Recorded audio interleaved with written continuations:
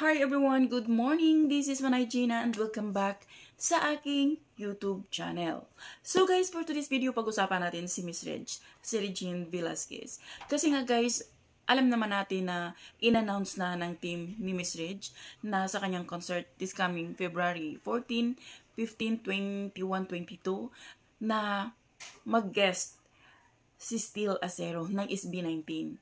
Pero bago ang lahat, please huwag kalimutang i-like, i-share, at pag-subscribe sa aking YouTube channel. So yan guys, back to the topic tayo. So yan nga, dapat mag-guest si Steel sa concert ni Miss Reg. Kaso nga lang, grabe pala, ang daming mga ganap ng SB19 at si Steel is talagang hindi pwede.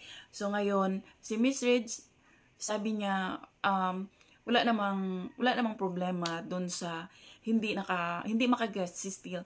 Kasi nung chinek nga nila ang site ng SB19, sobra naman talagang marami silang guesting, maraming ganap, at talaga, nagka-miscommunication. Si Steel nagpadala ng flowers kay Miss Reg, at syempre siguro hingi ng pasensya. Kasi nga, siyempre si Steel naman, gustong-gusto niya talagang mag-guest sa kay Miss Reg na concert. Kaso nga lang, yun nga, hindi po pwede. Kaya sabi ni Miss Reg, siguro next time, mayroong tamang pagkakataon, tamang oras. Kasi nga, siguro ngayon, hindi pa talaga yung tamang panahon na magkasama sila sa concert ni Miss Reg na mag-guest si Steel. Pero yun nga, hindi naman sumama yung loob ni Miss Reg. Alam naman natin si Miss Regine kung gaano kabait at kung gaano kalawak yung kanyang pangunawa. At alam din daw niya na hindi naman fault nung SB19 ni Steel. Kasi nga, ang dami nga nilang ganap.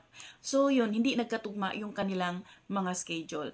So yun lang guys, ayan, klaro na sinabi ni Miss Reg na hindi sumama at wala siyang sama ng loob sa kay Steel.